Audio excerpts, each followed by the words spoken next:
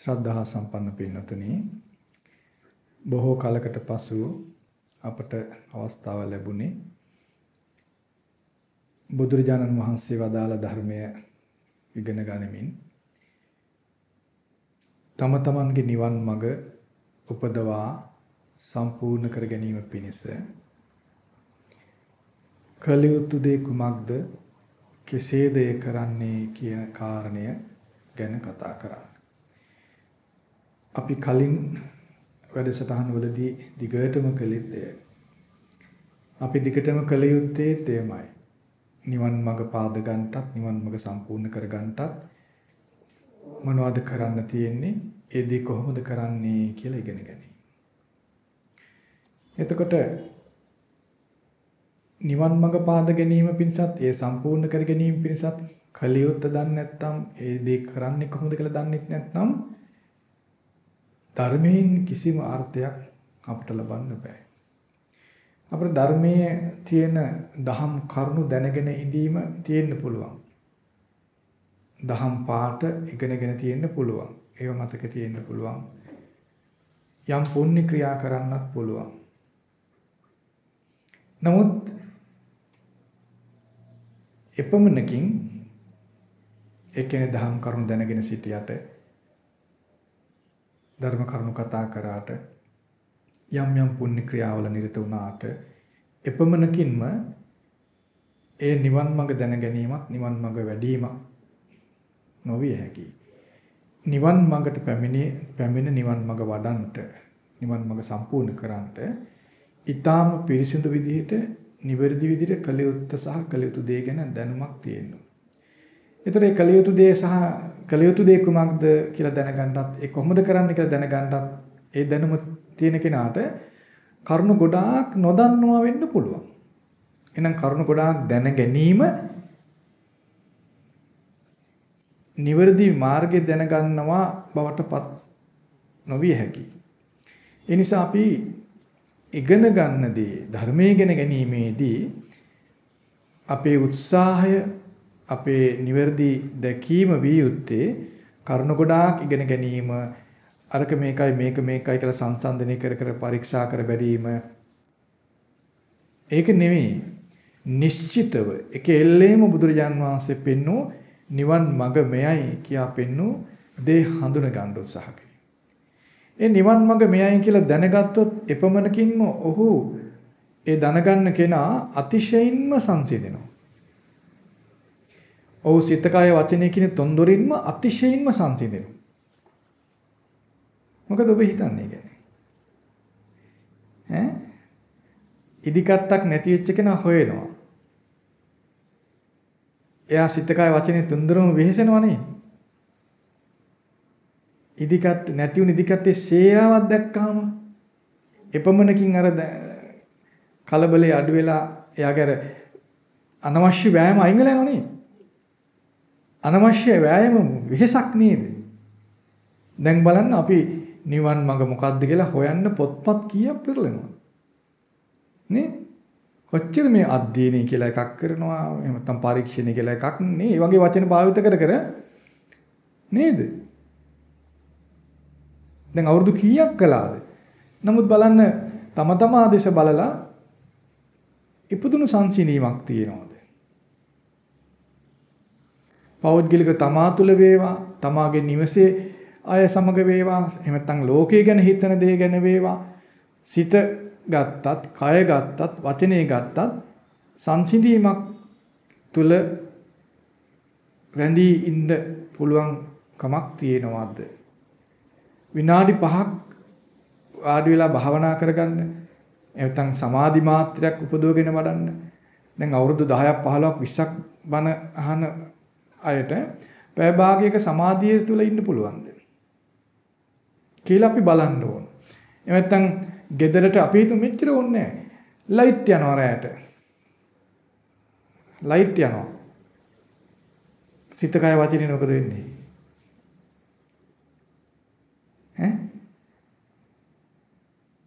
අපිට පුළුවන් වේද ලයිට් නැත්තම් අපි පොඩි වෙලාවක් ඉටිපන්දමකින් ඉමු කියලා කලබල නොවුණු හිතෙන් ඉන්න පුළුවන් අය ඉන්නවද ලංකාවේ?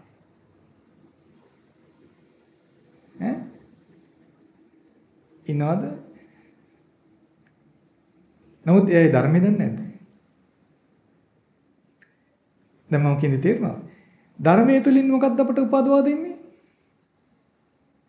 සිත කය වචනය කියන තුන්දරම සංවර වෙලා සංසිඳුණු කෙනෙක් නිර්මාණය කිරීම නේද වෙන්නේ.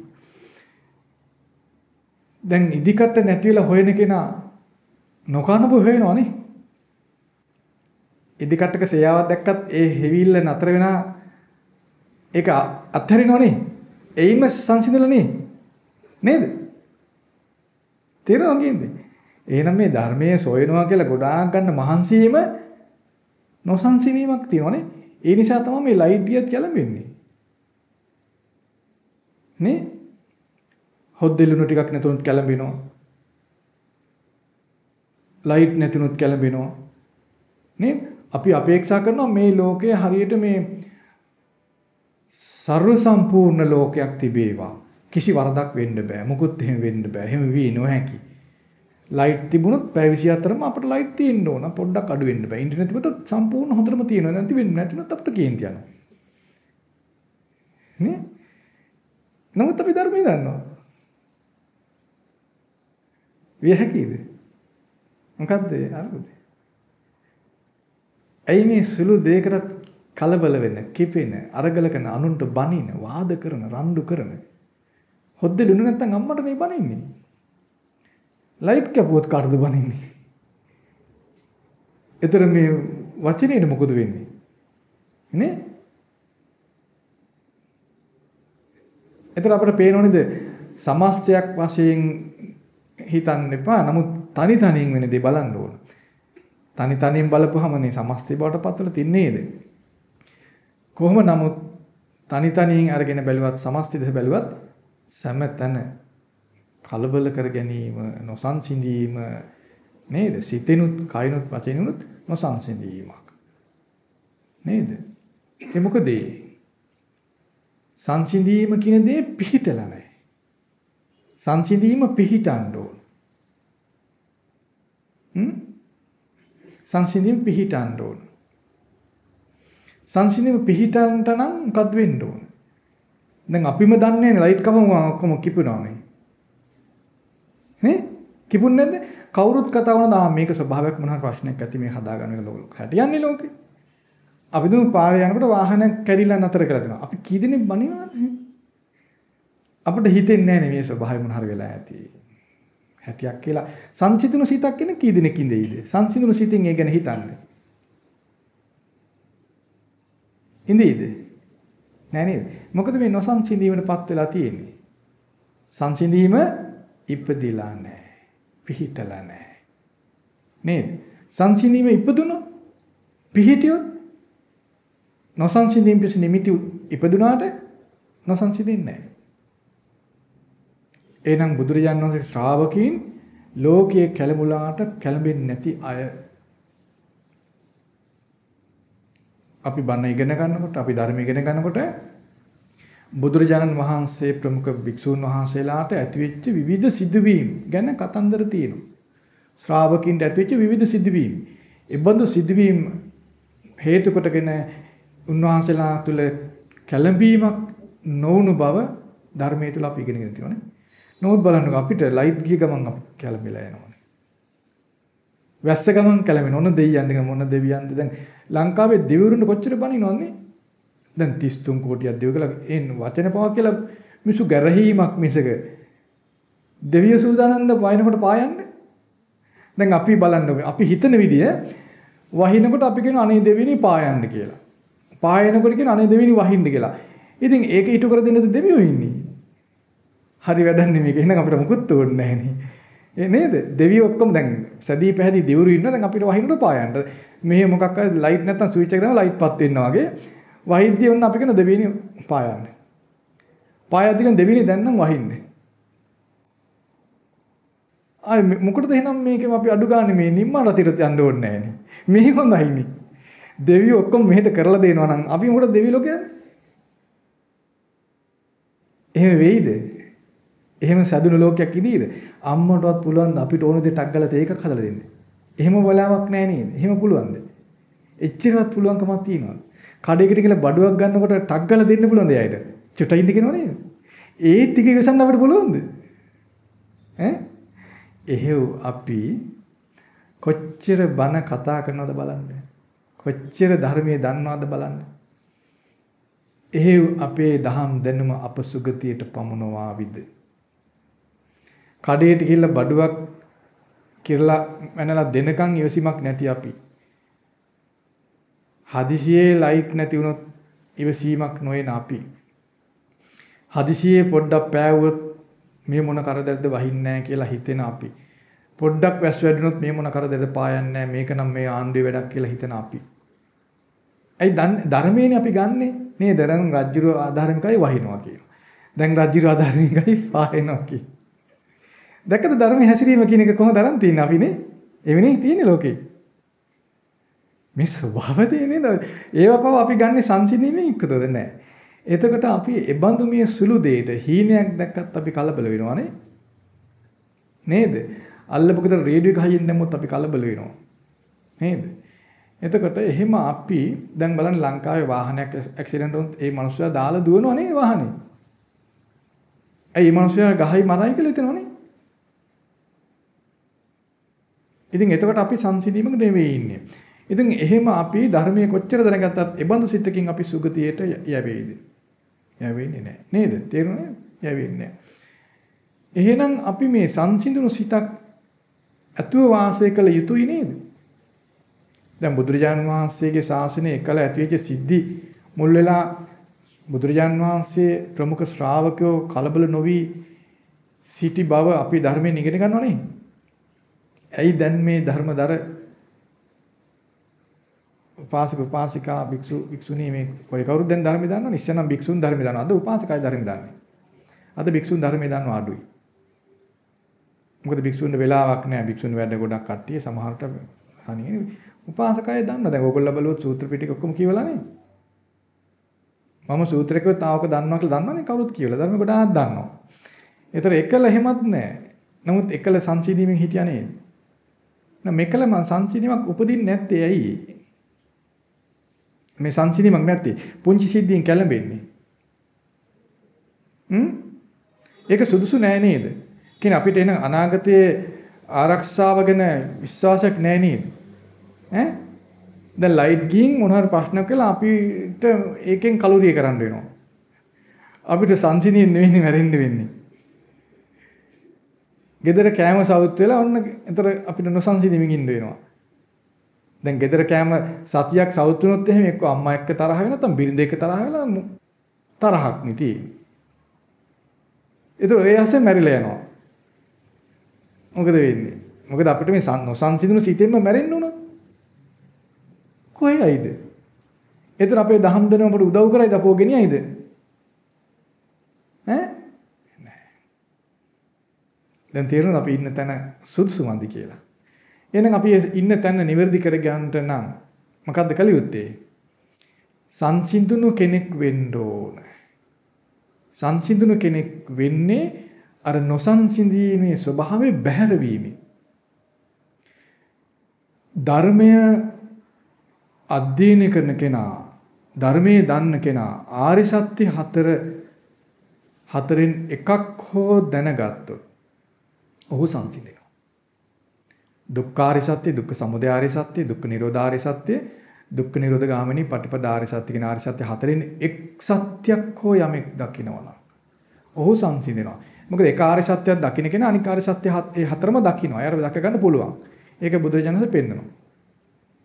ආර්ය සත්‍ය හතරම එකවර දැකිය යුතුයි කියලාත් නෑ. කෙනෙක් එක ආර්ය සත්‍යයක් වෙන්න පුළුවන් තේ. සමහර විට තේරුම් ගන්න. ඒතර ඒ එක් ආර්ය සත්‍යයක් දැක්කත් එයාට අනික් ආර්ය සත්‍ය හතරම දකින්න පුළුවන්කම ලැබෙනවා. එවනම් ආර්ය සත්‍ය දකින්න කෙනා තුළ අර විශාල කැළඹිල්ලක් ඇති කරන්න හේතු වෙන ස්වභාවය විශාල ප්‍රමාණයකින් නැති වෙලා යනවා. ඊට පස්සේ ඒ ආර්ය සත්‍ය දකින්න කෙනාට සිතේ අන් කැළඹිලිත් සියල්ල නැති කරගන්න පුළුවන්කම ලැබෙනවා. මොකද නිවන් මාගේ ගමන් කරන කෙනා තුළ එක් කැළඹිලි නැති වෙනවා. ඒතර ලයිට් තිබ්බත් එකයි නැතත් එකයි, හොද්දර ලුණු තිබ්බත් එකයි නැතත් එකයි අපිට අරගල එන්නේ නැහැ. බැන්නත් එකයි, hina වුණත් එකයි. දැන් hina වුණත් ටිකක් අපහසු කෙනවනේ. ඒ දන්නේ hina වුණ කියලා හිතනවනේ. ඈ යන්තම් හිනවත් දංගයක් වචනයක් කතා කරේ නැහැ කියනෝනේ. එමෙ හිතෙනවනේ. නේද? ඒ මොකද මේ හිතේ හැටි. හිත සංසිඳෙන්නේ නෙමෙයි ඉන්නේ.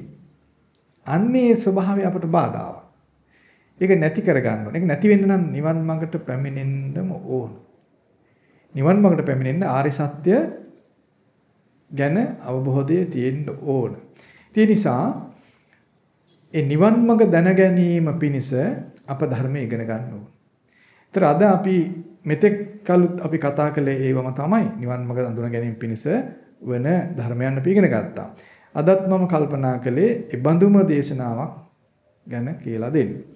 එතකොට අපි ගොඩක් දුරට මේ කුඩා කියන්නේ කරුණු වශයෙන් ටිකක් තියෙන කුඩා දේශනාව තමයි අපි දිගටම කතා කළේ. අදත් අපි කතා කරන්නේ කරුණු වශයෙන් ටිකක් තියෙන දේශනාවක් කුඩා දේශනාවක්. මොකද අපේ කාලේ ටිකයිනේ තියෙන්නේ නේද? ඒ නිසා අද අපි කියලා දෙන්නේ කුද්දක නිකායේ එක පොත් වහන්සේ තුල තිබෙන දේශනාවක්. කුද්දක නිකායේ එක ඉතිඋත්ත පාළි කියන කොටසේ අන්තර්ගත දේශනාවක්. මේ දේශනාවේ නම සික්ඛානිසංස සූත්‍රය.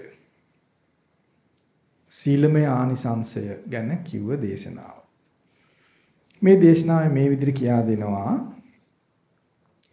සික්ඛානිසංසා භික්ඛවේ විහෙරත පඤ්ඤූත්තරා විමුක්ති සාරා සතාධි පතේයා.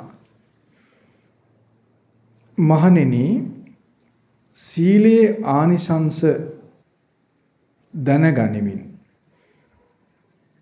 ප්‍රඥාව උසස් බව දැනගනිමින් විමුක්තිය සාරේ බව දැනගනිමින් සිහිය අධිපති බව දැනගනිමින් වාසය කරන්න. සීලේ ආනිසංස කරගෙන ප්‍රඥාව උතුම් දේ කරගෙන විමුක්තිය සාරය කරගෙන සිහිය අධිපති බවට පත් කරගෙන වාසය කරන්න කියලා මේ කියලා දෙන්නේ. සික්ඛානිසංසං භික්ඛවේ විහෙරතං පඤ්ඤුත්තරාණං විමුක්ති සාරාණං සතාධිපතේයාණං ද්වින්නං පලාණං අඤ්‍යතරං පලං පාටිකංකං දිත්තේව ධම්මේ අඤ්ඤා සතිවා උපාදිශේෂේ අනාගාමී තාති. මහණෙනි සීලය ආනිසංස කරගනිමින් ප්‍රඥාව උතුම් දේ කරගනිමින් විමුක්තිය සාරය කරගනිමින් සිහිය අධිපති කරගනිමින් වාසය කරන විට තන් කරනවන කෙනා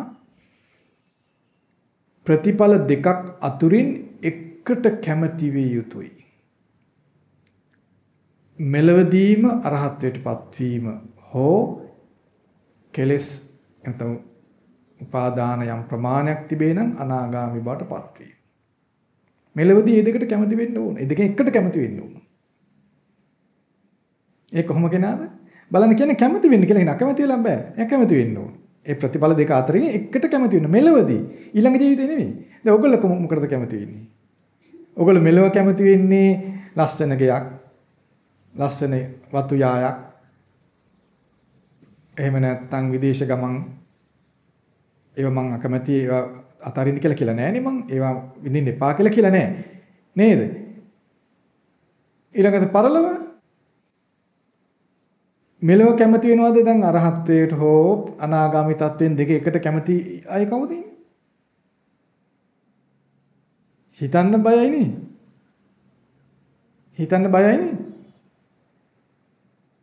පරලොව මීට වඩා ලස්සන ශරීරයක්, මීට වඩා ලස්සන පැහැපත් සමතින ශරීරයක්, මීට වඩා ලස්සන කෙස් කලබක් සහිත ජීවිතයක්, මීට වඩා පැහැපත් නියපොතු සහිත ජීවිතයක්, ලස්සන දත් සහිත ජීවිතයක්, ලස්සන යාන වාහන සහිත ජීවිතයක්, මීට වඩා විශාල විමාන සහිත ජීවිතයක් නෙවෙයිද ප්‍රාර්ථනාව. බොහෝ අයට ශාල පිරිසක් තූර්ය වාදන මැඩ ඉන්න ලස්සන ආසනයක තූරි වාදන වටට ලස්සන ආයුධ නටන ගායන වාදන පවත්වන වගේ පරිසරයක ඉන්න විමානයක කමින් බොමින් විනෝද වෙමින් ඉන්න විදිහේ ජීවිතයක් පැතීමක් තමයි තියෙනවනේ. මෙලොව ප්‍රාර්ථනායි පරලොව ප්‍රාර්ථනායි බලන්නකො. මෙතන මෙලොව ගොඩාක් කට්ටිය සතුට වෙන කට්ටිය අගය කරන කට්ටිය නේද? ඒතර මෙලොව ප්‍රාර්ථනා පරලොව ප්‍රාර්ථනා ඒ වගේ නේද ගොඩක් අය තුල. නමුත් බලන්න බුදුරජාන් වහන්සේ කොහොමද දේශනා කරන්නේ? සීලය ආනිසංස බව සීලමය ආනිසංසය දැනගනිමින් ඊළඟට ප්‍රඥා උතුම් දේ බව දැනගනිමින් ඊළඟට විමුක්තිය සාරය බව දැනගෙන සිහි අධිපති බව දැනගෙන වාසය කරන්න.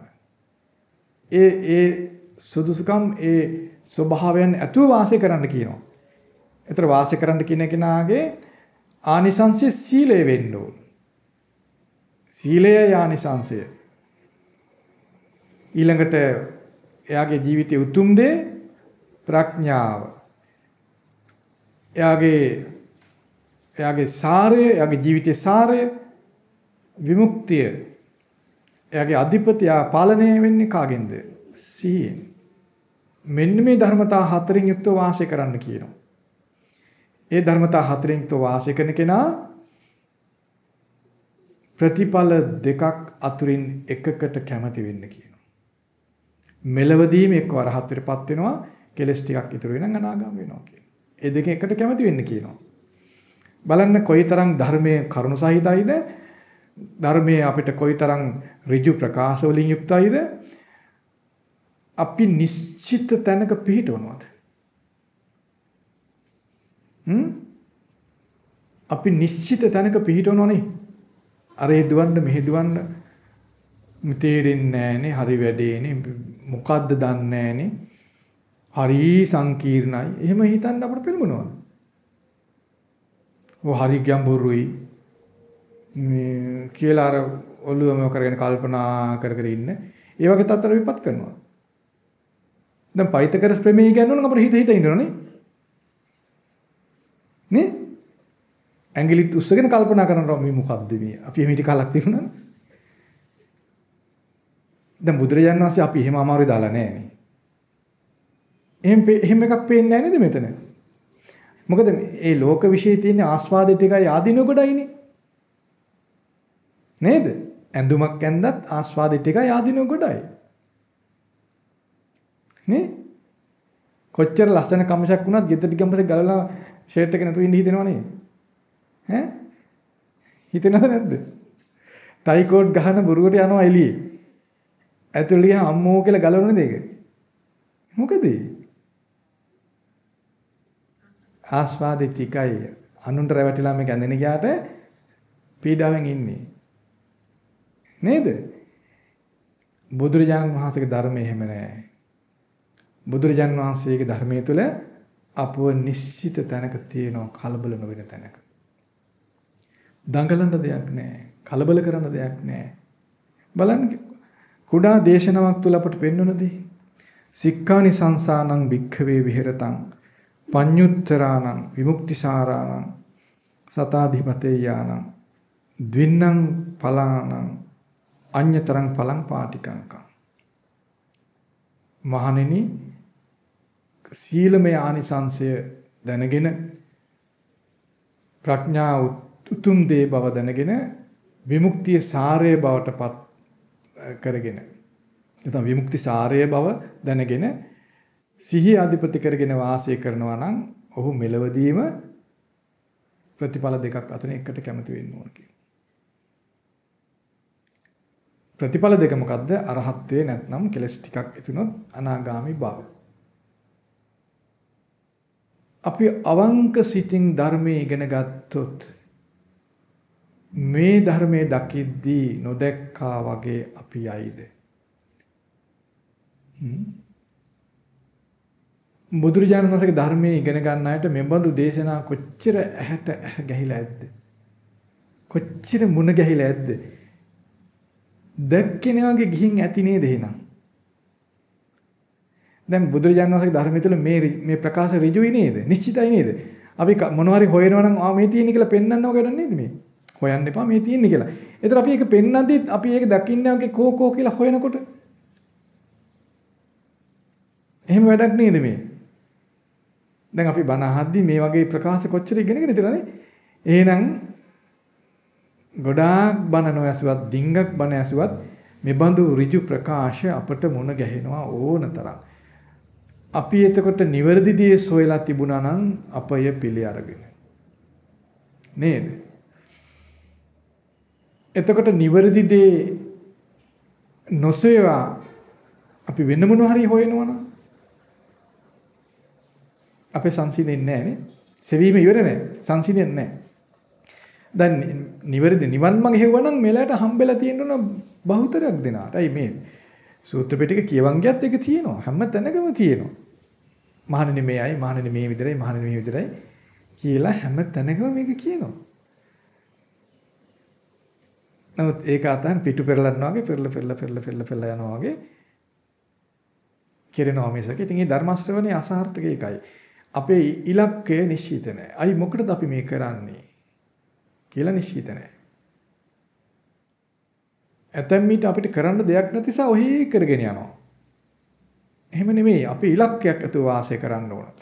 දැන් ඔයගොල්ලෝ විශ්වවිද්‍යාලයක් වගේ තැනක් ඒ වගේ ආයතනයක නම් මේ ගෙන නැද්ද මෙලට එළියට දාලා බලෙම යන්න ඉගෙනගෙන ඉවරයිනේ කියලා. නේද? දැන් ඉගෙනගත් සමහර ළමයි ඉගෙන ඉනත් පස්සේ යනවා නේද ඉතින්. ඒ වගේ ධර්මයේ දැන් ඉගෙනගෙන ඉවරයි ගොඩක් අය. නමුත් අරමුණට ගිහින් නැහැ. ඇයි නිකන් ඔහෙ කොළු කාලේ ගඟේ නාන්නා වගේ. කෙරවලක් නැහැ නානවා නෙවෙයි නිකන් සෙල්ලම් කරනවානේ. ඒ වගේ වැඩක් දැන් බලපුවම ධර්මයේ ඉගෙන ගැලිල්ල. මේ නිවන් මඟ මෙයයි කියලා පෙන්වන අවස්ථාවක් තියෙනවා. ඒත් සංසිඳෙන්න. ඒක පේනවනේ මේ තමන්ගේ දිහා බලපුවමනේ. සංසිඳීමක් ඉපදෙලා නැත්තේයි නිවන් මඟ පිළි අරගෙන නැහැ. නිවන් මඟ පිළිගත්තා නම් එයින්ම සංසිඳෙනවා. එයින් සංසිඳනවා. මොකද ඔයගොල්ලෝ හිතන්නේ ඒක? නිවන් මඟ පිළිගත්තා නම් එයින් සංසිඳෙනවා කියන එක ඔබ පිළිගන්නවද? ඈ? දැන් බලන්න මේ ධර්මතා හතර යම් කෙනෙක් උපදව ගත්තොත් නිවන් මගේ අවසානයේ දක්වාම ගෙන යනවා. එහෙම නැත්නම් කෙලස් තරමක් තිබුණොත් අනාගාමි තත්ත්වයට. අනාගාමි තත්ත්ව කියන්නේ සුළු ප්‍රමාණයක් නෙවෙයිනේ. සුළු මට්ටමක් නෙවෙයිනේ. නේද? ඒ අනාගාමි තත්ත්වේ නැත්නම් අරහත්ත්වේ කියන මේ ඵල දෙක අතර එකක් කැමති වෙන්න කියලා කියනවා.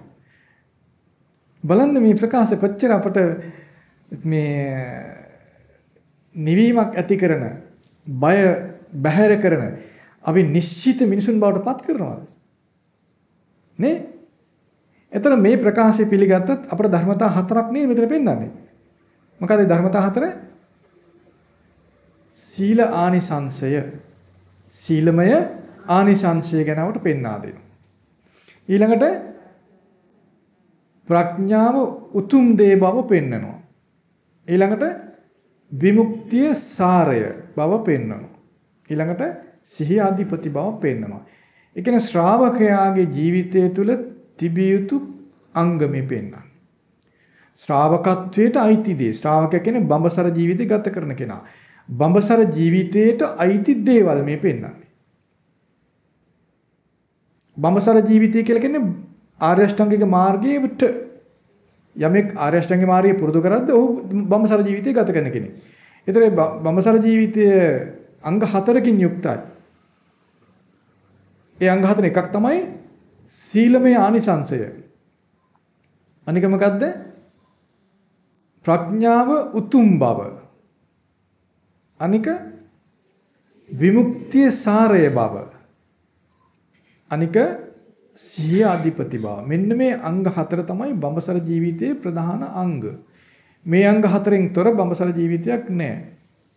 මේ අංග හතර නැතුව බඹසර ජීවිතයට පැමිණෙන්න බෑ.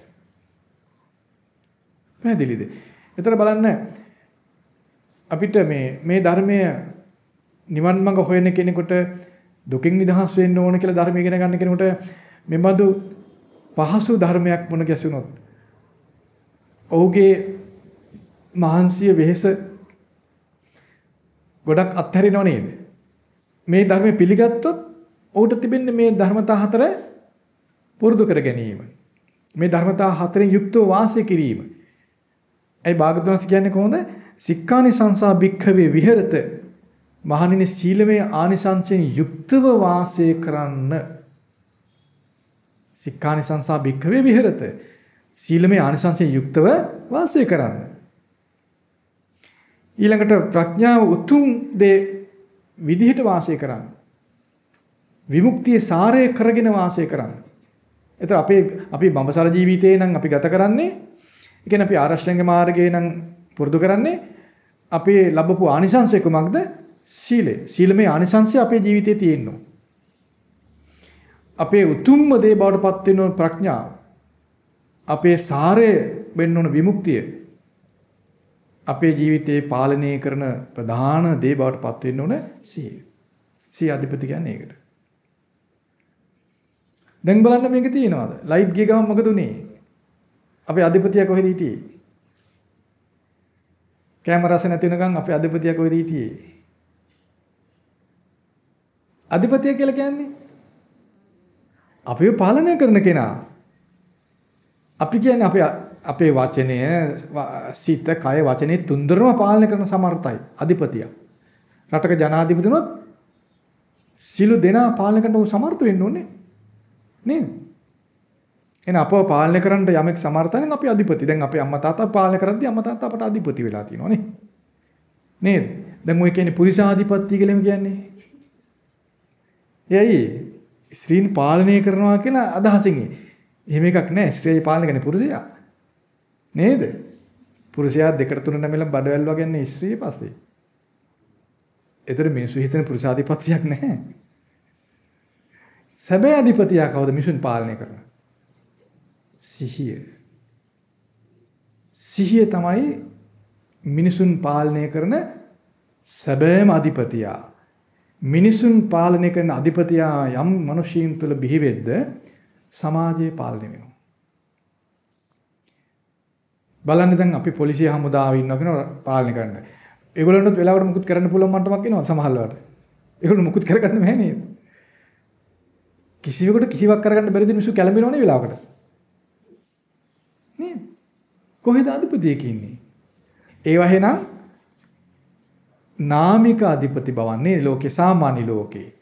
සැබෑම අධිපතිය මනුෂ්‍යයා පාලනය වෙන, ජන සමාජයේ පාලනය වෙන, මෙලොව පරලොව පාලනය වෙන, සිත කය වචනේ පාලනය වෙන, සියල්ල පාලනය කරන්න පුළුවන් සැබෑම අධිපතියා නොපිරිහෙන කාටත් අභියෝග කරන්න බැරි බිඳින්න බැරි පාලකයා කවුද?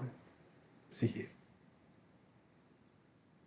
අනිත් පාලක බිඳෙනවා. දැන් පුරුෂයා අධිපති කොට ගෑනු මනුස්සයා hina වුනේ නැත්නම් ඒ අධිපතිකම ඉවරයි. නේද? රටේ ජනාධිපතිත් එහෙම තමයි. සුළු මොහොතකින් ජනාධිපතිකම නැති වෙලා යනවා. නේද? ලෝකේ පුරා ඕගොල්ලෝ දන්නවා නේ. නැත්නම් ජනාධිපතිතුරු බෝක්කු වස්සේ හැංගිලා ඉන්න මට්ටමටපත් වෙනවනේ. පැනලා යනවා, හැංගෙනවා, බය යනවා, දිවිනහ ගන්න රජවරු ඉන්නවා. අන්තර හිරේ විලංගුවේ ජන රජවරු ඉන්නවා නේද? මර බයේ ඉන්න රජවරු ඉන්නවා. අධිපතිකම තියෙද්දිත් බය නේද රජවරු ඉන්නේ. ඒගොල්ලෝ අධිපතිකමක් තියෙනවා. පත්තරේ ලිපියක් ගිහම සැලෙනවනේ. කම්පණයටපත් වෙනවා. ඒතර ඒ අධිපතිකම් නාම මාත්‍රිකයි. ධර්මයෙන් බැහැර තියෙන සියලු අධිපතිකම් නාම මාත්‍රික, වචන මාත්‍රික, සංකල්පී නිකං දේවල්. ලෝකේ අධිපතිකමක් තියෙනවා. ඒ අධිපතිකම තමයි කිසිය දෙයකින් බිඳින්න බැරි අධිපතිකම සිහිය කියන අධිපති. ඒකෙන් තමයි සුරක්ෂිත බව ඇති වෙන්නේ. ඒ නිසා තමයි බුදුරජාණන් වහන්සේ පෙන්වන්නේ ආර්ය ශ්‍රාවකයා, බුදුරජාණන් වහන්සේ ශ්‍රාවකයා සිහිය අධිපති කරගෙන වාසය කරනවා. දැන් බලන්න ඔබ අධිපති කරගන්නේ කවුද? මොකද්ද? සිහියද මොකද්ද? සිහිය අධිපති කරගත්තොත් එහි විපාකය මොකද්ද? එහි ප්‍රතිඵලය මොකද්ද? ඒ සිහිය විසින් අපව පාලනය කරනවා. නේ? දැන් අර පුරුෂයා අධිපති නම් පුරුෂයා පාලනය කරන්න පුළුවන් වෙනවද බිරිඳට? බෑනේ කරන්න. කොයි ගෙදරද එහෙම තියෙන්නේ? ඒ වරු කතා නේද? ඒ වගේ අපේ පාලනයට මොකද වුනේ කියලා බලන්න ඕන. රටේ සිද්ධියකදී වේවා දැන් අපි හිතමු රට මොකොත් ඕන්නෙත් නැහැ. බෝගහක් කැපුවා කියලා හිතන්නකෝ. කෙනෙක් බෝගහක් කපනවා. පාලනයට මොනවා වෙයිද? විසුන්ගේ පාලනයට. බින්ද වැටෙනවනේ. ඒ මොකද? පාලකයෙක් නැති නිසා. ඒ බින්දන වැටෙන පාලකයා කවුද? සිහිය. බලන්න බුදුරජාණන් වහන්සේ අපව කොතරම් උසස් තැනකට ගෙන යනවද? බුදුරජාණන් වහන්සේ ධර්මයේ තුල මේ ජන සමාජයේ කොතරම් ශක්තිමත් උසස් තැනකට පිහිටවනවද? නේ? බුදුරජාණන් වහන්සේගේ ශ්‍රාවකයා තමයි අතිශය බල සම්පන්න මිනිසයා. බුදුරජාණන් වහන්සේගේ ශ්‍රාවකයා තමයි නොබිදෙන සිතක් සහිත මිනිසයා. ඒ නිසා තමයි බුදුරජාණන් වහන්සේගේ ශ්‍රාවකීන්ට විසරද ඥානයන් තිබෙනවා කියලා. විසරද භාවයෙන් යුක්තයි. අවිසරද වෙන කෙනා බින්දෙනවානේ. විසරද භාවයෙන් යුක්තයි. ඉතින් මේ වගේ බුදුරජාණන් ශ්‍රාවකීන්ට තියෙනනේ උජුපටිපන්න බව නේද? උජුපටිපන්න භාවයෙන් යුක්තයි. ඍජු භාවයෙන් යුක්තයි. විසරද භාවයෙන් යුක්තයි. නොසලෙන භාවයෙන් යුක්තයි. ඒ ශ්‍රාවකත්වයේ සම්පූර්ණ බවට පත් වෙනන් පස්සේ අකම්පිත භාවයෙන් යුක්තයි. නොසලෙන භාවයෙන් යුක්තයි. ඒතර බුදුරජාන් වහන්සේ තමයි මුලින්ම ප්‍රථමයෙන්ම මේ ලෝකයේ ඒ කිසිවකට නොසලෙන විදිහට අධිපති බව දිනු කරගත්ත කෙනා.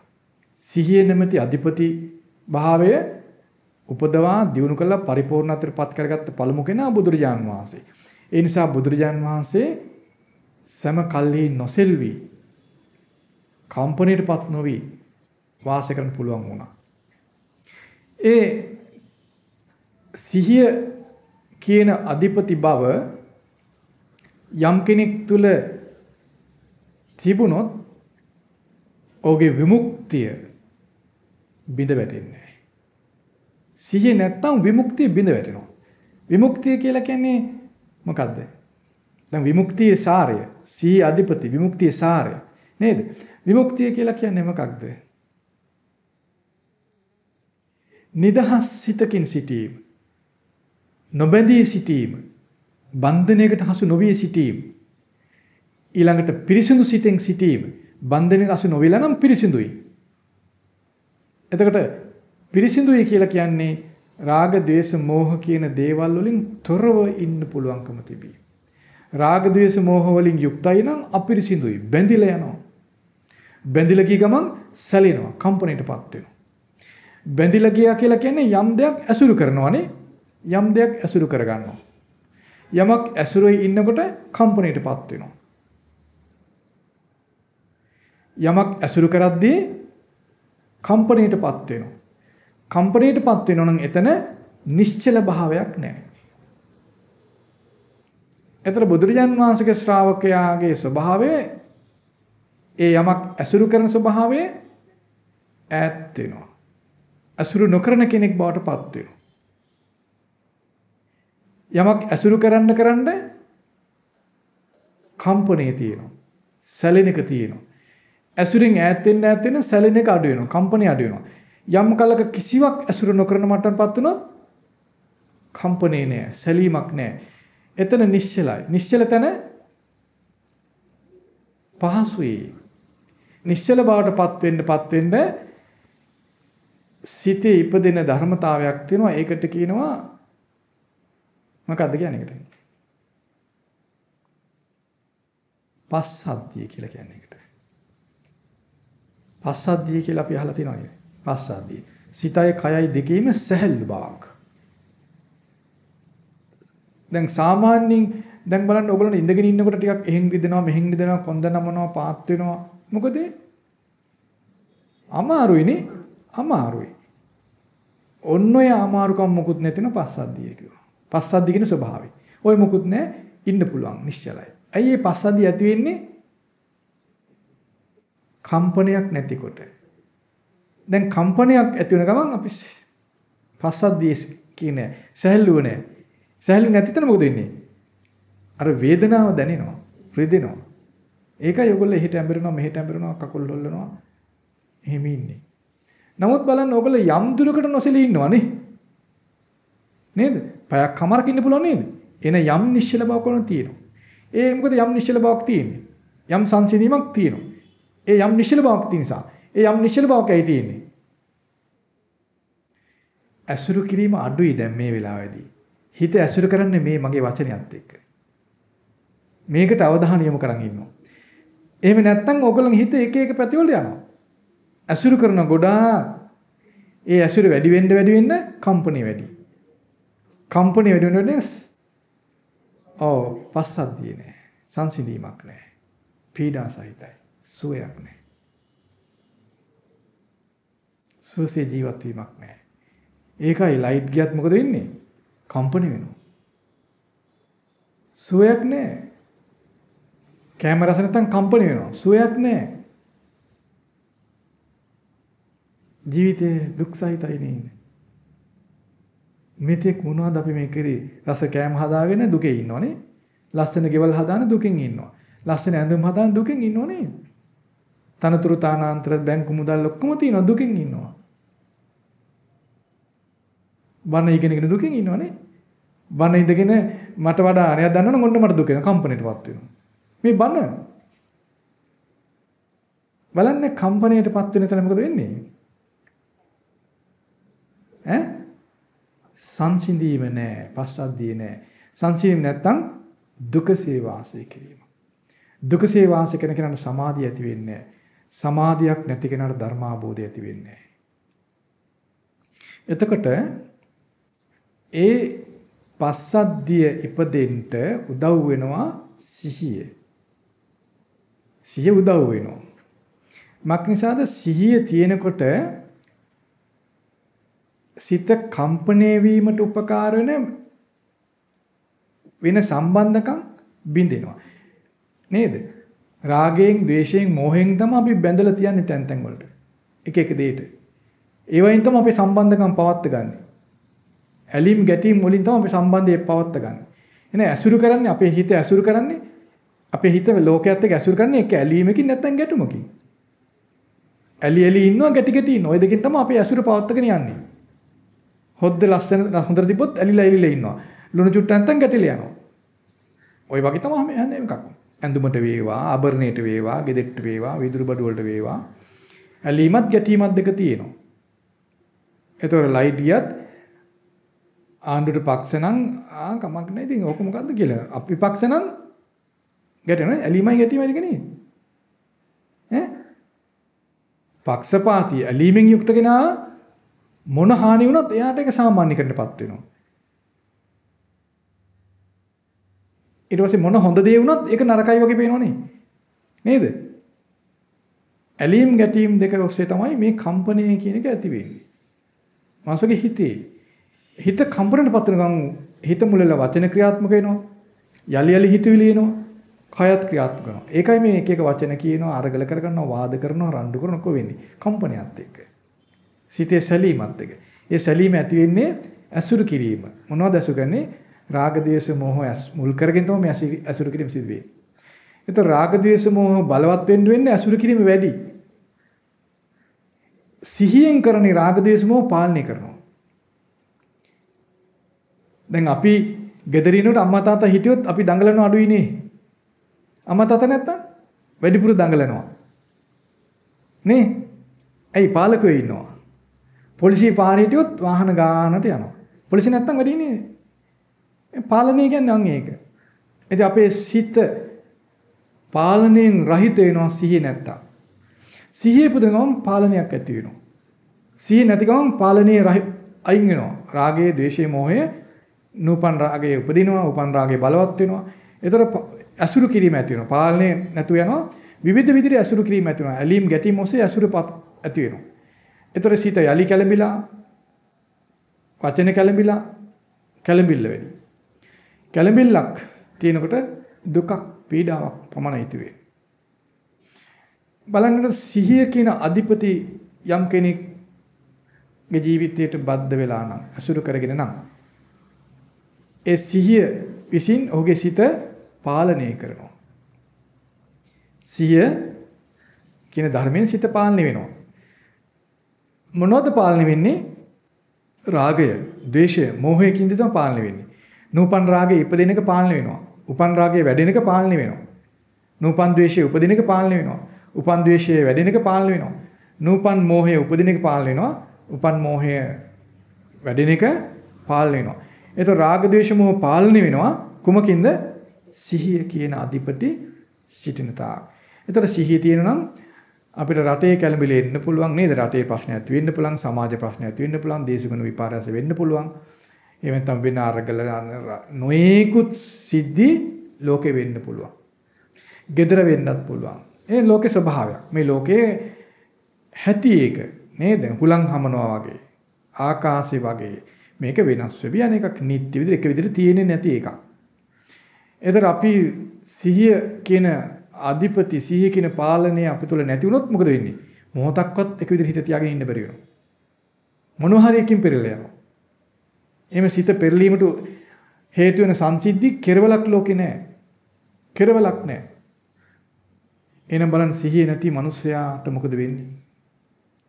සිහිය කියන දේ ඉපදිලා නැත්නම් මේ මිනිස්සයාට මොකද වෙන්නේ? මම මේ සිහිය කියලා කියන්නේ සාමාන්‍ය සිහිය කියන නෙමෙයි. සාමාන්‍ය සිහිය කියන දේ සාමාන්‍ය කෙනා තුළ තියෙන සිහියක් තියෙනවා.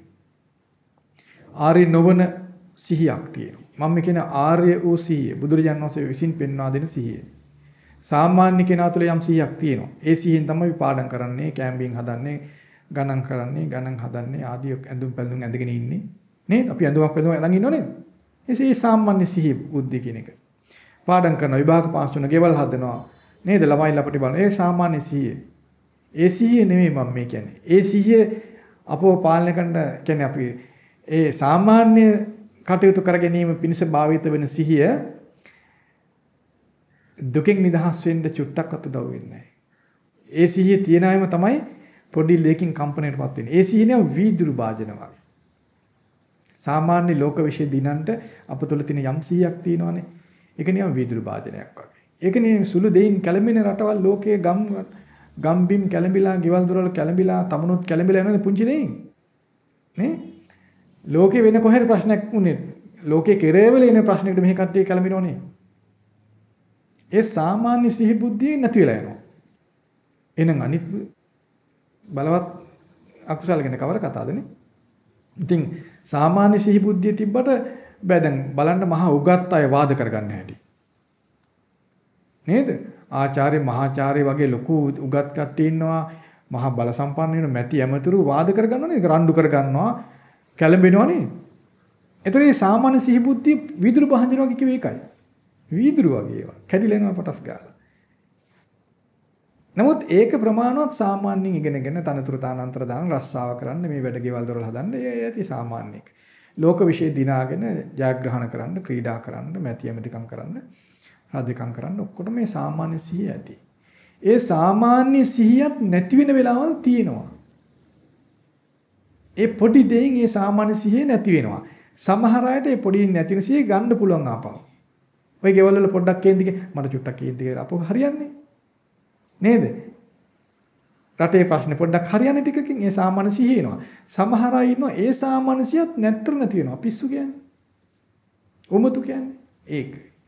සාමාන්‍ය සිහිය නැති වෙලා යනවා. අපි මේ අද කතා කරන්නේ සාමාන්‍ය ඉගෙන ගැනීම පිණිස, සාමාන්‍ය කටයුතු කර ගැනීම පිණිස, ඇඳුමක් පෙන්වීම කර ගැනීම පිණිස ආදී වශයෙන් තියනා වූ ඒ මට්ටමේ සිහිය නෙමෙයි. ඒ සිහියම බලවත් වූ දෙයක් ගැනයි. ඒ සිහියම තමයි. ඒ සිහිය බලවත් කරගන්න පුළුවන් යලි නොබිනෙන විදිහට. ඊතා සුළු දෙයකට කැළඹෙන සිත බල සම්පන්න සිද්ධියකටත් කැළඹෙන්නේ නැති දේ බවට පත් කරන්න පුළුවන්. දැන් බලන්න ගොඩාක් ඉගෙනගත්ත මිනිස්සු පවා ගෙදර රණ්ඩු වෙනවා. නේ? ලොකු තනතුරු තානතර තියෙන මිනිස්සු ගෙවල් වල රණ්ඩු කරගන්නවා. ඒතර යාර සිහිය නැතුවද? තියෙනවා. ඒ කියන්නේ ඒක තිබුණු සිහිය පුංචි සිද්ධෙන් කැඩිලා ගිහිල්ලා. එහෙනම් මේ පුංචි සිහිය මෙලව දිනන්න තිබුණු සිහිය මදි නේද අපට ආරක්ෂාවට? ඒක මම කියන්නේ. විභාගයක් දිනා ගන්න තිබුණු සිහිය අපේ සැබෑ ආරක්ෂාවට මදි. මක් නිසාද ඒක බින්දෙනවටක් ගාලා. ඒ නිසා අපි යම් දෙයක් දන්නවා තේරෙන අපට හැකියාවක් තියෙනවනේ ඒයින් මත් වෙලා නතර වෙන්න එපා. ඒ තියෙන සිහිය බලවත් කරගන්න ඕන. ධර්මයෙන් තමයි නිවැරදි සිහිය, නොබිදෙන සිහිය, මිනිස්සෙක් සැබවින්ම බලවත් කරන සිහිය ඉපදෙන්නේ. බුදුරජාණන් වහන්සේගේ ශ්‍රාවකයන් තමයි මෙලොව පරලොව දෙලොවම දිනන්න පුළුවන් විදිහට සිත රැගෙන ඒ සිහිය උපදව ගන්න පුළුවන්කම තියෙන්නේ. දැන් මෙලව ගොඩාක් දියුණු වෙච්ච මිනිස්සු පරලොව අසාර්ථක වෙනවා. මෙලවත් ඒගොල්ලෝ පීඩාවෙන් ඉඳලා පරලොව අසාර්ථක වෙනවා. ඒ කියන්නේ සිහිය තිබිලා පිස්සු ඉඳලා නෙමෙයි. ඒ සිහිය අර වීදුරු භාජන වගේ කියලා මං කිව්වේ. කැඩෙනවා. Taman උයාගත්ත බත්මාළු මුල් කරගත්ත රණ්ඩුවේ ඉන්න මිනිස්සු සුගතියකට යන්නේ කොහෙද? නේද? පොඩි දෙයකට පීඩාවක් එන මිනිස්සු ගෙදර බඩුවක් කැඩුනොත් පීඩාවටපත් වෙනවා, ඇඳුමක් ඉරුණොත් පීඩාවටපත් වෙනවා. නේද? ගොඩාක් හිත paludu වෙනවා. රිදෙනවා. නේද? එහෙම එකක් තියෙනවනේ මිනිස්සු ළඟ. හිත රිදෙනවා, paludu වෙනවා, ශෝක කරනවා. ඉතින් එහෙම ඉඳලා එහෙම ඉන්න කෙනාට උගත්කමෙන් වේවා, ධනෙන් වේවා වැඩක් තියනවද? සැපයක් නැහැ. සැපයක් නැහැ. නේද? නමුත් බුදුරජාන් වහන්සේගේ ධර්මයේ අපට කියලා දෙනවා අප ළඟ තිබෙන ඒ සිහිය මෙලව දිනපු යම් සිහියක් තියෙනවානේ. අන්නේ සිහිය බිඳෙන්නේ නැති කම්පණයටපත් නොවන සිතක් සඳහා බල සම්පන්නව ඒ සිහිය දිනු කරන්න අපට කියලා දෙනවා. ඒ නිසා තමයි මේ සිහිය අධිපති විදිහට පත් කරගන්න කියලා කියන්නේ. සාමාන්‍ය ලෝකයා සිහිය අධිපති කරගන්නේ නැහැ. එයා ඉතින් උගත්කම මුල් කරගන්නවා, දැනුම උගත් ඒව මුල් කරගන්නවා, සල්ලි මුල් කරගන්නවා, බලය මුල් කරගන්නවා, ප්‍රසිද්ධිය මුල්. ඒ වගේ දේවල් තමයි අධිපති විදිහට හිතාගන්නේ. ඒතර අවශ්‍යම දෙයක් නැහැ. බුදුරජාණන් වහන්සේගේ ශ්‍රාවකයා සිහිය අධිපති බවට පත් කරගෙන වාසය කළ යුතුයි. දැන් මේක මතක තියාගන්න. මේ දීර්ඝ කතාවක් කළාට ඌමනාදේ මතක තියාගන්න. ඒතර දැන් තේරුම් ගන්න සිහිය අධිපති නම් ඒක කොහොමද තේරුම් ගන්නේ? අපේ ජීවිතයේ අධිපති සිහිය බවට පත් කරගෙන නම් අපි වාසය කරන්නේ. අපි ශ්‍රාවකෙින් නේද? ශ්‍රාවකයා තුළ අංග 4ක් තියෙනවානේ. මොනවද පළවෙනි සීලේ ආනිසංසය හොකි. ඊළඟ ප්‍රඥා උතුම්. විමුක්තිය තමයි සාරය. අධිපති සිහිය. සිහිය අධිපති. සිහිය අධිපති නැත්නම් මොකද වෙන්නේ? පොඩි දෙයින් කැළඹෙනවා නේද? නේද? ඒක තේරෙනවනේ. ඒක තේරෙනවා පිළිගන්න ඕන. හැබැයි ඒක ලෝකෙ දිහා බලලා නෙමෙයි, Taman දිහා බලලායි පිළිගන්නේ. දැන් ඕගොල්ලෝ බලන්න ඕගොල්ලන් පොඩි දිනුත් කැළඹෙන ස්වභාවයෙන් යුක්තයි නම් බය වෙන්න එපා. මං කියන්නේ සීලයක් සම්පූර්ණ වෙනව නෙමෙයි. අපි ක්‍රමානුකූලව දිනු වෙන්නේ මේක නේද? ඕගොල්ලෝ දිහා බලන්න. ඕගොල්ලන් කැළඹිල්ල බැහැර කරගන්න බැරි නම් සැනකින් කැළඹිලා යට වෙලාම යනවා නම් ඒක හොඳමදි. නේද? ඒ නිසායි මම මේ සාමාන්‍ය සිද්ධි කිව්වේ නැත්තම් ඔයගොල්ලෝ මේ තේරෙන්නේ නැහැනේ. නේද? සාමාන්‍ය එදිනදා සිද්ධි වලින් මං කිව්වේ තේරෙන්න ඕගොල්ලන්ට. ඒතර ඔයගොල්ලෝ ඒව දිහා තමයි බලන්න ඕන. අපි ඒ වගේ දන කැළඹුණාද? එහෙනම් අපි සිහිය තව රැක ගන්න ඕන. සිහිය අධිපති විදිහට අපි ඇති කර ගන්න ඕන කියලා තේරුම් ගන්න. සිහිය අධිපති නොවුනොත් මොකද වෙන්නේ? සිත කෙලෙසෙනවා. ඒ සිතේ ආරක්ෂාව නැහැ. රාග දේශ මොහොලින් කොටු වෙනවා. යට වෙනවා. එතකොට සිතේ පහසුව නැහැ. සිත නිදහස් නැහැ. එන විමුක්තිය නැහැ. දැන් බලන්න ඕගොල්ලන් නිවුණු හිතකින් වගේ ඉන්න වෙලාවල් තියෙනවා නේද? හැම වෙලාවෙම රාග දේශ මොහොලින් යට වෙලා නැහැනේ. නේද? පහසුවෙන් ඉන්න වෙලාව තියෙනවා. දැන් බණක් අහනකොට බලන්න පහසුවක් තියෙනවා. ඒක සුවයක් නේද? නේද? ඒ විමුක්තිය රාග දේශ මොහොලින් තොරව වාසය කරන්න පුළුවන් නම් විමුක්තියක් තියෙනවා. අන්නේකම සාරය බවට පත් කරගන්න. ඒ සාරයම තමයි දියුණු කරගන්න ඕන. ඒතකොට මේ විමුක්තිය ඇති වෙන්නේ සිතේමයි. ඒ විමුක්තිය සම්පූර්ණත්වයට පත් කරගන්න උත්සාහ කරන්න ඕන. ඒ විමුක්තිය සම්පූර්ණත්වයට පත් වෙන්න නම් සිහිය අධිපති විදිහට ඉන්න ඕනනේ. නැත්තම් බෑ නේද? දැන් මේ හොඳට ඉන්න මිනිහා කැමිලා යන්නේ ඇයි? සිත දුර්වල වෙලා, කෙලස් වලින් කිලිටි වෙලා. එහෙනම් සිහිය තිබිලා නැහැ. අපේ පාලකයා ඉඳලා නැහැ. මුරකාරයා ඉඳලා නැහැ. තේරුම් ගන්න මේ විදිහට. අපේ සිත කැළඹුණා නම් ඒ ලයිට් ගිය නිසා නෙමෙයි. ඒව වළක්වන්න අපිට බෑ. ඒ ලෝකේ හැටි ගම් වතුර වළක්වන්න අපට පුළුවන්ද? නේද? නමුත් අපි හිතන්නේ මොකද? ආණ්ඩුව වැරදි ගම් වතුර ආවා. ආණ්ඩුවට පින නැහැ ගම් වතුර ආවා. අපි මේ විදිහට කැළඹෙනව නේද? ආණ්ඩුවට හයිය නැහැ ලයිට් යනවා. ආණ්ඩුවට හයිය නැහැ බඩු මිල වැඩි වෙනවා. එහෙමනේ අපිට හිතෙන්නේ. අම්මලට තේරෙන්නේ නැහැ. තාත්තලට තේරෙන්නේ නැහැ. ගමේ උන් හොඳ නැහැ. අර ආගම හොඳ නැහැ. මේ ආගම හොඳ නැහැ. ඔහිම හිතෙනවනේ එක එක දේවල්. අන්දර මොකද නෙවෙයි තමන්ගේ හිතේ කැළඹිල්ලනේ තියෙන්නේ. පීඩාව කාටද? තමන්ට පීඩාව. ඔන්න ඔය පීඩාවෙන් අපි බේරෙන්න ඕනේ. ලෝකයේ තියෙන දේවල් අපිට වෙනස් කරන්න බෑ. ලෝකේ තියෙනවා වෙනස් කරලා අපිට හිත නතර කරගන්න බෑ. අපි කොහොමද හිත නතර කරගන්නේ? සිත පාලනය වෙන පාලකයා අප තුළ ඉන්න ඕන. සිහිය. සිහිය තිබුණොත් සිතට ආරක්ෂාවක් තියෙනවා. සිත කලම්බන්නේ මොකෙන්ද? රාග ද්වේෂ මොහලින්. රාග ද්වේෂ මොහලින් වෙන වෙන දේ ඇසුරු කරනවා.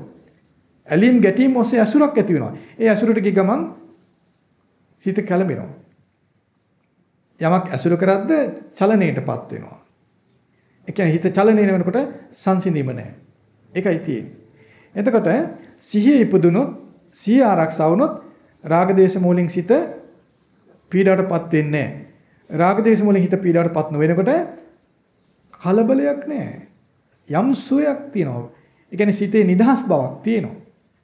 අයි මේ සිත නිදහස් නොවි කැළඹිලා එහෙ දඟලනවා මෙහෙ දඟලනවා රණ්ඩු කරනවා වද කරනවා වාද කරනවා පීඩා කරගන්නවා. ඒ රාග දේශ මොහ නිසානේ. එහෙම තේරුම් ගන්න පුළුවන්ද ඔයගලන්ට? එහෙම තේරුම් ගන්න ඕන. එහෙම තේරුම් ගැනීමෙන්ම තමයි සිහිය කියන අධිපතිතුමා තමා තුළ පිහිටන්නේ. එතකොට සිහිය තිබුණා නම් සිහිය ඉපදුණා නම් සිහිය ආරක්ෂා කරගත්තා නම් සිහිය අධිපති විදිහටපත් වෙලා තිබුණා නම් අපේ ජීවිතේ සිහිය අධිපතිව වාසය කළා නම් සිත ආරක්ෂා වෙලා විමුක්තිය ආරක්ෂා වෙනවා. ඒ විදිහට සිහිය බලවත්ම කරගත්තොත් විමුක්තිය සම්පූර්ණ කරගන්න පුළුවන් කලක් වෙනවා. විමුක්ති සාරය මුළුමනින්ම සම්පූර්ණ බවට පත් වෙන කලක් වෙනවා. ඒතර මේ විමුක්තිය සම්පූර්ණත්වයට පත් වුනහම ඒකට කියනවා චේතෝ විමුක්තියත් ප්‍රඥා විමුක්තියත් කියලා කියනවා. යම් කලක විමුක්තිය සම්පූර්ණ වෙනවා. චේතෝ විමුක්තියත් ප්‍රඥා විමුක්තියත් මේ ජීවිතයේම සම්පූර්ණ වෙන කලක් තියෙනවා. ඒතර ඔහු ශ්‍රාවකත්වය සම්පූර්ණ කරගෙන. ඒතර බලන්න විමුක්තිය කියන්නේ තේරුම් ගන්නකො. නේද? නිදහස් හිතකින් ඉන්න එක. රාග දේශ මොහොලින් පීඩා නොවෙන සිතකින්. රාග දේශ මොහොලින් මුළුමනින්ම නිදහස් නම් ඒතර ඔහුගේ විමුක්තිය සම්පූර්ණයි. චේතෝ විමුක්තියත් ප්‍රඥා විමුක්තියත් කියන දෙආකාරයේ විමුක්තියින් ඔහු තුළ තියෙනවා. අතිශයින් සුව පහසු ජීවිතයක්. ඒතර ඒ විදිහට සිහිය අධිපති නොවී සිටියොත් විමුක්තිය ඇති කරගන්න බෑ. විමුක්තිය නැත්නම් අතිශයින් පීඩයි දුකින් නිදහස් වීමක් නැහැ. ඒතර සිහිය අධිපති වෙන්න නම් ඊළඟට තියෙන්න ඕන සුදුසුකම මොකද්ද? ප්‍රඥාව තියෙන්න ඕන. ප්‍රඥාව උසස්ම දේ බවට පත් වෙලා තියෙනවා. සිහිය අධිපති වෙන්න නම් උසස්ම දේ අපේ ජීවිතේ උසස්ම දේ වෙන්න ඕන ප්‍රඥාව. ප්‍රඥාව උසස් නැත්නම් ප්‍රඥාව දුර්වල නම් සිහිය අධිපති වෙන්නේ නැහැ. ලැජ්ජා හිතන්න එපා මම කියනවා කියලා. අප යලි හිතලා අප තුල ඒක ඇති කරගන්න ඕනේ. ඔයගොල්ලෝ ප්‍රඥාව නැති කට්ටිය කියලා හැමක් නෙවෙයි මම කියන්නේ. මේක තේරුම් ගන්න දියුණු කරගන්න විදිය කියන්නේ. අපිට සිහිය තියෙනවද? සිහිය අධිපතිව විදියට අපේ තුල තියෙනවද නැද්ද කියලා හොයලා බලන්න. දැන් හොයලා බලන්නදී මම කිව්වේ. ඒක හොයලා බලන රටත් එක්කනේ ගෙදර දොරේ වාසය කරනකොටම තේරෙනවා. පහුගිය කාලේ කල්පනා කරාම ඇති පේනවා. සිහිය උපදව ගන්න විදිය ගැන අපි දේශනාවක් ඉගෙන ගත්තා නේද? ඉගෙන ගත්තා නේද? දැන් මම මේ කිව්ව දෙයක්ම තමයි තියෙන්නේ. දැන් ලයිට් කපපුවහම මොකද්ද ඔයගොල්ලන්ට කියුනේ මොනවද කතා කරගත්තේ කියලා බලන්න. හොද්දේ ලුණු නැති වලට මොනවද කිව්වේ කියලා බලන්න. ගෙදර ඇඳුම් හොදලා නැත්නම් මොනවද කිව්වේ කියලා බලන්න. කොහොමද සිහිය උපදවගන්නේ? අපි කලින් ඉගෙන ගත්තා මේවා. කලින් කියපු කරපු දේ සිහි කරන්න ඕනේ. එතකොටයි සිහිය ඉපදෙන්නේ. මතකද අපි පංච ඉන්ද්‍රිය පංච බල ගැන කියද්දි සති ඉන්ද්‍රිය ගැන ඉගෙන ගත්තානේ නේද? මම ඕගලන්ට ක්‍රමානුකූලව දැනුම වැඩි කරගෙන යන්න පුළුවන් විදිහට මේ අයන්න ඉදිරි පිළිවෙලට උගන්වන්නේ. එක පාට අංක කියලා කියනව නෙවෙයි. නැත්නම් ඕගොල්ලෝ හිතයි අපිට මේ සිහිය අධිපති ගැන කියනවා මොකද්ද දන්නේ නැහැ හිතන්න. එහෙම හිතුවොත් ඕගොල්ලෝ කලින් දේ අමතක කරලා මම දැන් මේ කිව්වේ ලයිට් ගියාම මොකද හිතුවේ? ඔක්කොම කලින් කියපු දේවල් හිතන්න කියලා කියන්නේ. ඈ මං කලින් කියලා දුන්න දේවල්. ඒවා විහිළු කතා නෙමෙයි මම කිව්වේ. දිනපතා හිතන්න උදේ ඉඳන් මොනවද මම කිව්වේ? මොනවද මම කළේ? ඊයේ මම මොනවද කිව්වේ? මොනවද මම කළේ? කෑවේ බීබේ මොනවද කියලා හිතන්න ඒවා නෙමෙයි හොයන්නේ. වරදලා ගන්නවා සමහරව. මං ටීවී බැලුවා නාට්‍ය බලුවා ඒවා නෙමෙයි. ඒ අර මණ්ඩපාරේ ආපහු යනවා වගේ ඒ වැඩක්. මේ වැඩ දෙක වරද්ද ගන්න එපා. සමහර සීකරන්න ගම හිතන්නේ කාපු දේවල් සීකරනවා. මේවා කෑවා අරවා කෑවා ආයක මෙහෙමයි ඊට පස්සේ මෙහෙම කරන්න. ඒක නෙමෙයි. නැත්නම් අපි අහවල් ගමන ගියා මෙහෙමයි අර පාර මෙහෙමයි කියලා ඒව නෙමෙයි මේ. ඒක සාමාන්‍ය අපි කරගෙන යන රටාව. ඒකෙන් මිදෙන්න ඕනේ. පැහැදිලිද? ඒකෙන් මිදීම පිසයි මේ සිහිය උපදවන්නේ. සිහිය ඉපදීමට මොකද්ද හිතන්නේ? අපි කියපු දේවල් කටෙන් කිව්ව දේ තියෙනවනේ. අම්මට බැන්නා. තාත්තට බැන්නා. ආණ්ඩුවට බැන්නා. ත්‍රස්තවාදීන්ට බැන්නා. දේවදත්තට බැන්නා. ඒ ඔක්කොම බැනුම් තමයි. දේවදත්ත අපාය කියලා අපිට බනින්න හිතියන්නේ නැහැ. අපි බෞද්ධ කියලා අන්නාගමට බනිනවා. අපේ බෝධි කැපුවා කියලා අපි බනිනවා. ඒක ඕකත් බැනුම් තමයි. ඒ සාධාරණයි කියන එක නෙමෙයි මෙතන තියෙන්නේ. සාමාන්‍ය ලෝකේ නම් සාධාරණයි කියලා හිතන අපේ ධර්මයට බැන්න බයින් එක සාධාරණයි. ඒ සාමාන්‍ය ලෝක විශ්ය නෙමෙයි අපි ඉගෙන ගන්න. මෙතන ඉගෙන ගන්නේ කුසල අකුසල. ඒතර දේවදත්තට හරි කවන්න බැන්න නම් අපේ වචනය වැරදි. නේද? අම්මට බැනීම ගැන කවර කතාවද? අපි දුන් බේබද්දට බනිනවා. සාමාන්‍ය සමාජයේ සාධාරණයි ඈ අපිට බෑ. අපේ විශ්ය වෙනස්. අපේ විශ්යේ තියෙන සැඩපහරක් කපාගෙන යන එකක්. සැඩපහරෙන් අනිත් පැත්තට යන්න ඕන. සැඩපහරේම යන එක නෙවෙයි. බේබද්දටත් බැනලා, හාමුදුරනටත් බැනලා, බෝධි කපයකටත් බැනලා ඕන එකක් පුළුවන් සාමාන්‍ය විශ්ය. නේද? ඒක සැඩපහර දිගේම පීනගෙන පහතට යන ගමන. අපේ විශ්යෙන් බෑ. බුදුරජාණන් වහන්සේ ධර්මෙ එහෙම බෑ. සැඩපහරක් කපාගෙන යන්න ඕන. ඒ විශ්ය හරි අමාරුයි. අතිශය අමාරුයි. චුණුයි. ඒ විශ්ය කොයි වගේ දන්නවද? දෙපැත්තේ මිට තියෙන කීයෙන් කපද්දී එයා ගැනමත් තරහක් ඇති කරගන්න බෑ. බෝධියක් කපපුවම කවර කතාවදනේ. පුළුවන් ද අපිට අයිතියක් තියෙනවද බනින්න? ඒක බේර ගැනීම වෙනයි. ඒක වෙනයි. අපේ සිත රැක ගැනීම සම්බන්ධයෙන් මම කල්පනා කරන්න අපි කියන්නේ. එහෙනම් බලන්න අපි කිව්ව දේවල් කරපු දේවල් මොනවද කියලා බලන්න ඕන. අන්න එතකොට සිහිය කියන දේ ඉපදෙනවා. ඒ ඉපදුණු සිහිය තමයි බලවත් වුණාම අධිපති බවට පත් වෙන්නේ. අපේ පාලනය බවට පත් වෙන්නේ. ඒතර අපි කිව්ව දේ නරකයි නම් ඒබඳු දෙයක් යලි නොකියන මට්ටමට අපි සකස් වෙනවා. එහෙනම් හිත පාලනය වෙනා නේද? ඒ කළ කී දේ සිහි කරනකොට සිහිය ඉපදිලා ඒ අධිපති අපි තුල නිතර පුරුදු කරනකොට සිහිය අධිපති බවට පත් වෙනවා. ඒතර ඒ නරක දේවල් යලි කියන්නේ නැති කෙනා බවට පත් වෙනවා. සිහිය තියෙනවා. නරක දේ යලි නොකරන කෙනා බවට පත් වෙනවා. නරක දේ කියනවා නරක වචනයක් කියනවා. අපි හිතමු දේවදත්තට බයිනවා. එහෙම නැත්නම් අන්‍යාගමිකට බනිනවා. ඒ බනින වචනයේට මුල් වෙන්නේ මොකද්ද? ද්වේෂය. නේද? එහෙනම් රාග ද්වේෂම මුල් වෙනවගෙන රාග ද්වේෂම හිතේ පවතිනවා. ඉපදිලා උපංගක වැඩෙනවා. එහෙනම් හිත කෙලසෙනවා නේ. පැහැදිලිද? එහෙනම් මේ බාහිර සිද්ධිදාමයේ මොකද්ද කියන අපිට වැඩන්නේ. අපි ඕන හිත රැක ගන්නම් අපි නොබැනී ඉන්න පුරුදු වෙන්න ඕනේ. එහෙනම් ඒක හොඳ නෑ කියලා අපි තේරුම් ගන්න ඕනේ. ඒකයි පරණ කරපු දේවල් සිහි කරන්න කියලා කියන්නේ. පරණ කරපු දේවල් සිහි කරද්දී අපිට තේරෙනවා මේක හොඳ නෑ. මගේ හිතට හොඳ නැති එකක්. මගේ හිත කෙලෙසුණා. යලි නොකල යුතුයි කියලා තේරුම් ගන්නවා. ඒතර සිහිය ඉපදිලා ඒ විදිහට පුහුණු කරන්න සති ඉන්ද්‍රිය ඉපදෙනවා. එතකොට සති බලය අපි ළඟ තියෙනවා. එතකොට සිහිය අධිපති විදිහට පවතිනවා. ඒ සිහිය අධිපති බවට පත් වෙනකොට විමුක්තිය තියෙනවා හිතේ. විමුක්තිය ආරක්ෂා වෙනවා.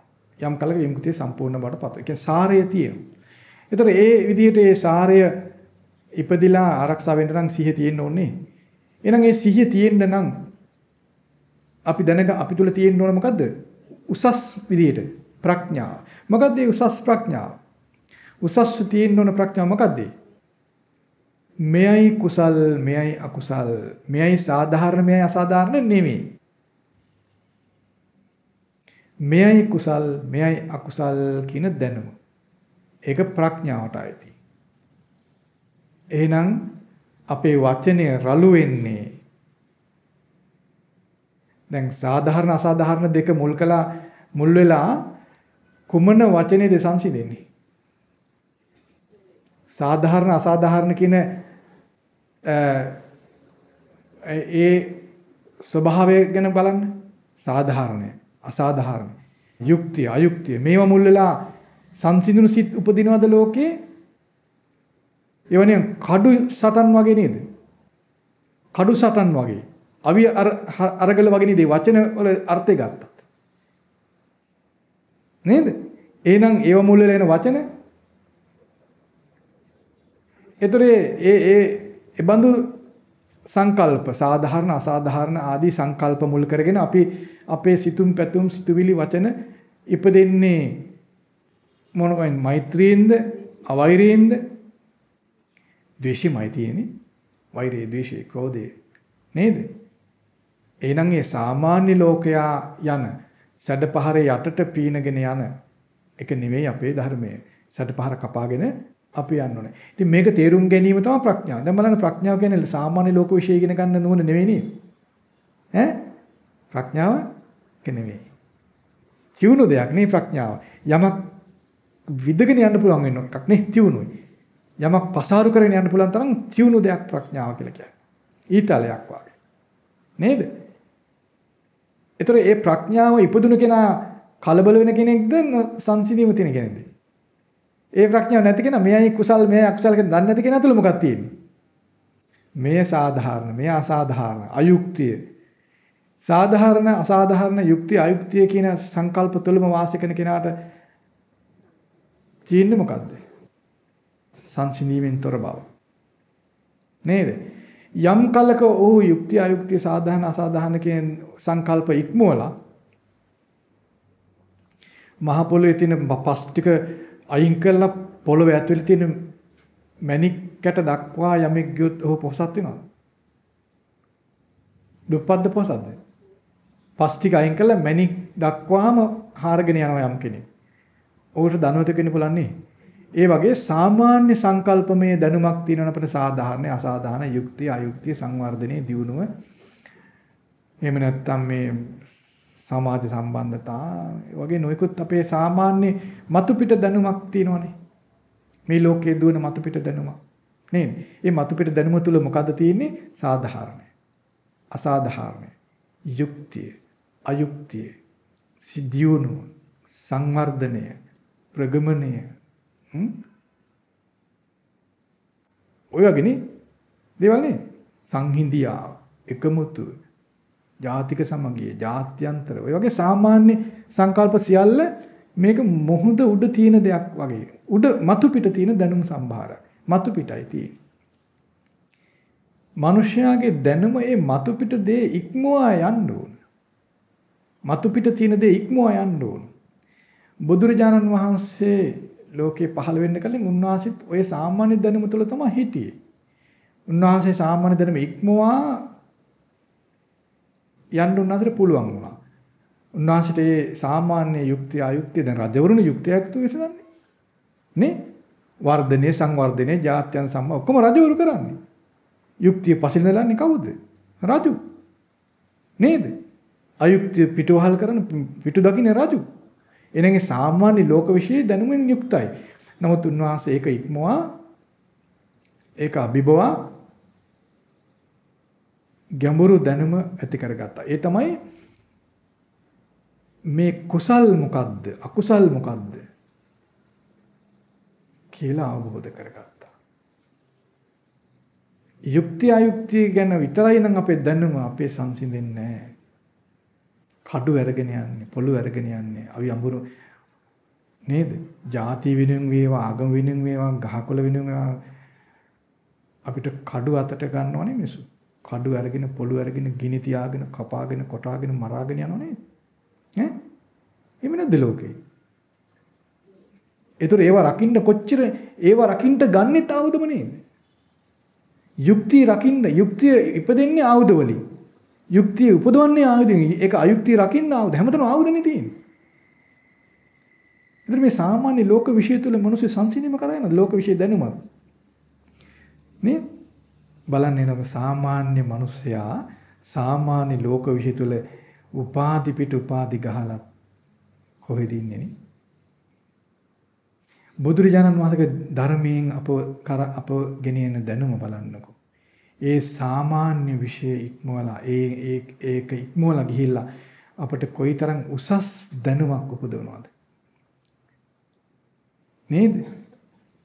යුක්තියට වඩා කුසල් හරි වටිනවනේ. යුක්තිය ඉටු කරන්නට යන මිනිසයා අකුසලෙන් නේද යන්නේ? ඈ? යුක්තිය ඉටු කරන මිනිසයා බැරි තැන කඩුව අරගෙන නේද යන්නේ? තුවක්කුව අරගෙන නේද යන්නේ? තුවක්කුවෙන් නේද යුක්තිය ඉටු කරන්න යන්නේ ලෝකේ? යුක්තිය ඉටු කරන කෙනෙකුට යුක්තිය ඉටු කරන්න කී දෙනෙක් මරනවද ලෝකේ? කෙනෙකුට යුක්තිය ඉටු කරන්න බඩු බහන්න දේපල කොච්චර ගිනිබත් කරනවද? එහෙනම් අපි මුලාවක් තුළ ඉන්නේ. ඒක තමයි අවිද්‍යා අන්ධකාරය කියන්නේ. ප්‍රඥාව නැතික තැන. අවිද්‍යාව කියන්නේ ආරි සත්‍ය නොදන්නකම නේද? ඒකට අන්ධකාරය කියන්නේ ඒකයි. ආරි සත්‍ය කියන දන්නාකමට ප්‍රඥාව කියනවා. කුසල කුසල් දන්නාකමත් ප්‍රඥාව තමයි. එනම් සාමාන්‍ය ලෝක විශ්ය තුල අපි අඳුරේ ඉන්න මිනිස්සුනේ නේද? ඒකයි මම කියන්නේ මේ මොකද්ද මාර්ගය කියන්නේ පිටු පෙරලා කාලේ නැති කරගන්න එපා. දැන් බණ ඉගෙනගෙන ඇති කෙස් ගන්නට වඩා මෙයයි නිවන් මඟ කියලා අපිම කී වතාවක් කියලා දීලා ඇද්ද? දැන් මේ සෙවිල්ල නතර කළා මේක පිළිගන්න ඕන. මේක පිළිගන්න. මේ බුදුරජාණන්සේ පෙන්න දේ පිළිගන්න ඕන. තවත් එහාට පොඩ්ඩක් බලමුකෝ මීට වඩා හොඳ එකක් ඇති කියලා හිතන්න එපා. විවිධ විදිහට පෙන්වන්නේ බුදුරජාණන් වහන්සේ එකම දේ. මේ මිනිස්සුන්ගේ ස්වභාවය දන්නවා භාගතුන් වහන්සේ. ඒකයි මේ විවිධ විදිහට පෙන්වන්නේ. මේ පෙන්වන ධර්මයේ පිළිගත්තොත් යම් කෙනෙක් එසනින්ම ඔහු සංසිඳෙනවා. අර කලබලය කරන ස්වභාවය නැති වෙනවා. ඒතර අර කුසල අකුසල් දන්න නුවණ උට පිහිටලා ඒ නිවන් මඟ මේක දැනගත්ත ගමන් කුසල අකුසල් දන්න නුවණ උට ඉපදෙනවනේ නේද? ප්‍රඥාව අධිපති ප්‍රඥාව උසස් දේ බවට පත් වෙලා. ඒතර ප්‍රඥා උසස් දේ බවට පත් වුණොත් ඔහු කල්පනා කරන්නේ කුසල අකුසල් ගැනනේ. ඔහු අකුසල් බැහැර කරන්නත් කුසල් උපදවන්නත් තමයි ඔහු කල්පනා කරන්නේ. එයින්ම සිහිය ඉපදෙනවා. කුසල අකුසල් දන්නේ නැති කෙනා යුක්තිය අයුක්තිය නේද? තම හොයන්නේ. දවසක් මේ විසාකා මහ උපාසිකාව බුදුරජාණන් වහන්සේ වැඩ ඉඳද්දී විහාරයට ආවා. යම් ශෝකයක හිටියේ. ශෝකයක් තිබුණා. භාගතුන් වහන්සේ ඇසුවා මේ ඇයි මේ ඔබ කනගාටුවක් තියෙන්නේ කියලා. කිව්වා ස්වාමීනි භාගතුන් වහන්සේ මම රජතුමා මුණ ගැහෙන්න ගියා. රජතුමා මගේ කාර්ය කර දුන්නේ නැහැ. ඒක අයුක්තියක්. මට ඉටු කරේ නැහැ යුක්තිය කියලා කිව්වා. බුදුරජාණන් දේශනා කරනවා මේ විශාකාව ලෝකේ යුක්තිය හොයන කෙනාට කවදාවත් සුවපහසුටපත් වෙන්න බෑ. යුක්තිය හොයලා සුවයටපත් වෙන්න බෑ. ඉටු වෙන්නේ නැහැ ලෝකේ. අපි සොයන්නේ මොකද්ද? කුසල අකුසල. අකුසල් බැහැර කරන්නත් කුසල් උපදවා සම්පූර්ණ කරන්නත්.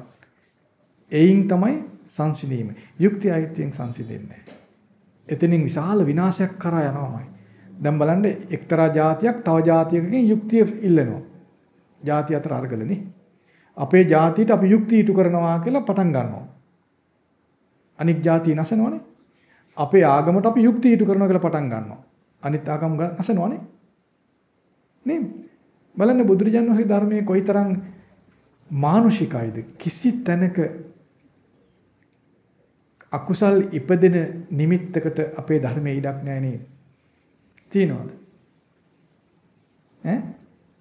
අර බ්‍රහ්මජාල සූත්‍රයේ මුලදී ප්‍රකාශ කරන එක්තරා භික්ෂුවකට භාගතුන් වහන්සේට යම් කෙනෙක් බනිනවා. හොඳටම නිඳා කරනවා.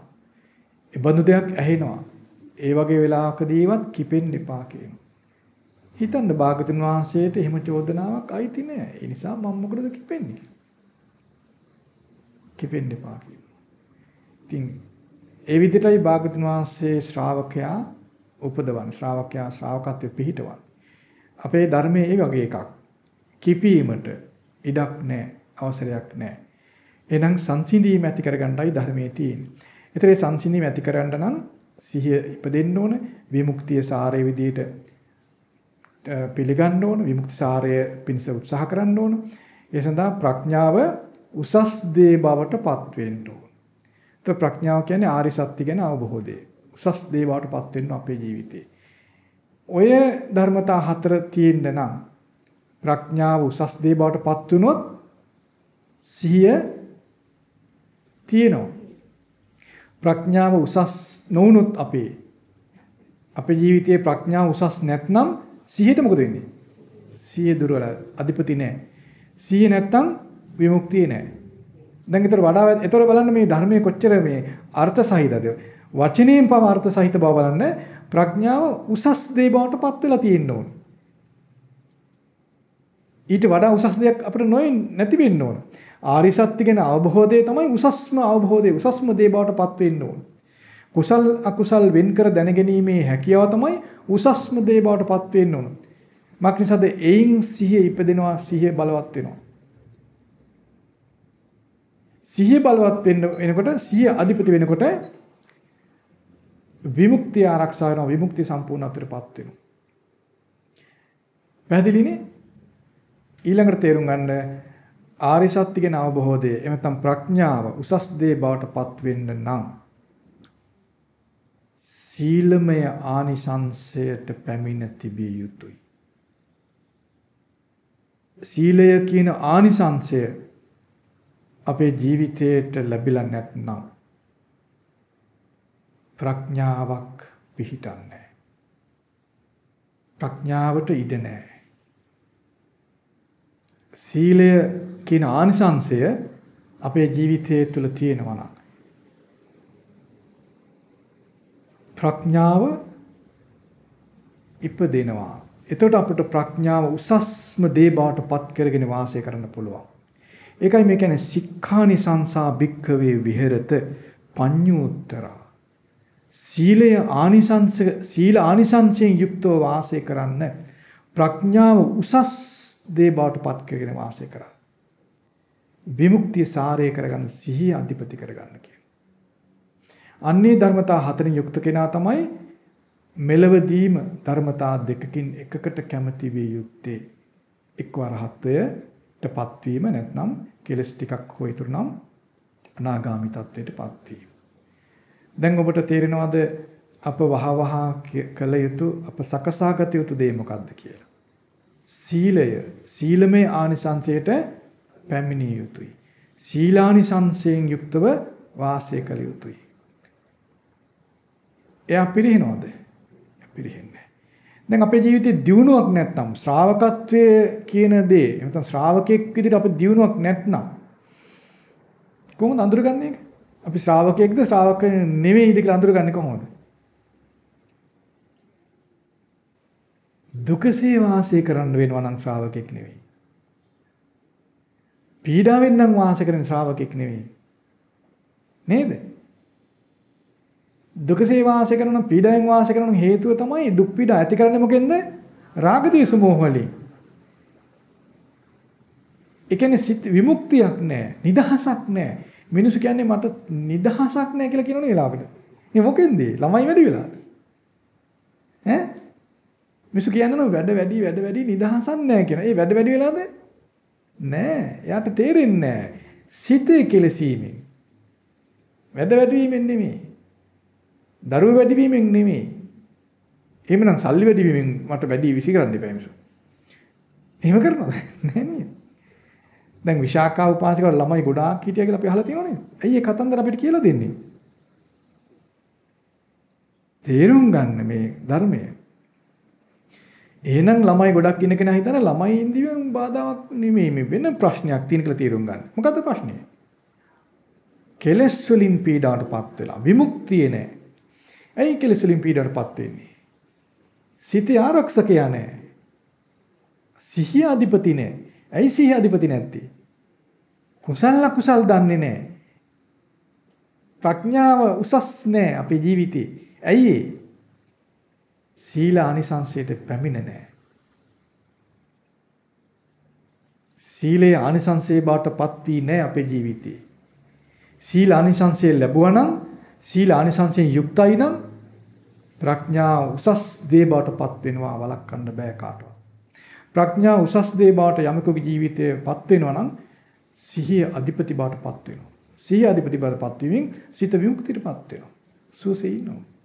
ඒ ශ්‍රාවකත්වය. ඒ ධර්මතා හතරෙන් යුක්තව වාසය කරන කෙනා මෙලවදී එක්වර හතරපත් වෙනවා. එහෙම නැත්නම් අනාගාමී තත්ත්වයටපත් වෙනවා. ඒ ඵල දෙකෙන් එකට කැමති වෙන්න කියලා බුදුරජාණන් වහන්සේ පෙන්වා දෙනවා. ඉතින් අපි ඔබට කියන්න තිබෙන්නේ ඔබ කැමති විය යුත්තේ මේ ධර්මතා හතරෙන් යුක්තව වාසය කරන්නටයි. මක් නිසාද? ඒ ධර්මතා හතරෙන් යුක්තව වාසය කරනකොට භාගතුන් වහන්සේ පෙන්වූ ධර්මතා ඵලයන් දෙකෙන් එකක් ඔබට ලැබෙනවා.